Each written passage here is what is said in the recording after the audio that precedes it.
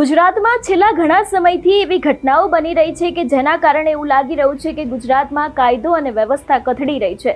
ખાસ કરીને અનેક એવી ઘટનાઓની અંદર પોલીસ ઉપર પણ સવાલો ઊભા થયા હતા કે શા માટે થઈને ગુજરાતમાં કાયદો અને વ્યવસ્થા જળવાતી નથી। અવારનવાર લોકો જાહેરમાં કોઈકની હત્યા કરી નાખતા હોય છે, તીક્ષ્ણ હથિયારો વડે હુમલો કરી નાખતા હોય છે, પરંતુ ક્યાંક સુરતની અંદર એક એવી ઘટના સામે આવી છે કે પોલીસે એક આરોપીને કાયદાનું ભાન કરાવ્યું છે। શું છે સમગ્ર વિષય જોઈશું આજના આ વિડીયોમાં। નમસ્કાર, હું હંસિની અને તમે જોઈ રહ્યા છો નિર્ભય ન્યૂઝ। સુરતમાં છેલ્લા ઘણા સમયથી અનેક એવી ઘટનાઓ સામે આવી રહી છે જ્યાં તો ક્યાંક જાહેરમાં કોઈકની હત્યા કરી દેવામાં આવતી હોય છે અથવા તો પછી કોઈકના કોઈક વ્યક્તિ ઉપર જાહેરમાં હુમલો કરવામાં આવતો હોય છે। જો આ ઘટના વિશેની વિગતે ચર્ચા કરવામાં આવે તો ખાસ કરીને સુરતના પુણામાં યુવક પર તીક્ષ્ણ હથિયાર વડે હુમલાનો મામલો સામે આવ્યો હતો। પુણા પોલીસે આરોપીને કાયદાનું ભાન કરાવ્યું છે। 18 જુલાઈના રોજ મુક્તિધામ સોસાયટીમાં યુવક પર હુમલો કર્યો હતો અને મહિલાઓએ વચ્ચે પડીને મધ્યસ્થી કરાવવા છતાં પણ હુમલો કરવામાં આવ્યો હતો। યુવક પર ચપ્પુ વડે હુમલો કરવામાં આવ્યો હતો ને ખાસ કરીને જે વ્યક્તિ છે તે ઇજાગ્રસ્ત થયો હતો। આ સમગ્ર હુમલાની ઘટના સીસીટીવીની અંદર કેદ થઈ હતી અને સીસીટીવી ફૂટેજને આધારે પોલીસે ગણતરીના કલાકોમાં જ આરોપીની ધરપકડ કરી હતી। ખાસ કરીને તેનો જાહેરમાં વરઘોડો કાઢીને તેને કાયદાનું ભાન કરાવ્યું હતું। જે સોસાયટીમાં આતંક મચાવ્યો ત્યાં જ આરોપીનો વરઘોડો કાઢવામાં આવ્યો હતો અને આરોપીએ લોકોની સામે 2 હાથ જોડીને માફી પણ માંગી હતી। એટલે કે જે ઘટનાઓ અત્યારે હાલ અવારનવાર સામે આવી રહી હોય છે એ જ ઘટનાઓને લઈને હવે ક્યાંક સુરતની અંદર પોલીસે આરોપીને ભાન કરાવ્યું હતું કે કાયદો શું હોય છે। ખાસ કરીને જે વરઘોડો કાઢવામાં આવ્યો હતો એ દ્રશ્યો ઉપર નજર કરીએ।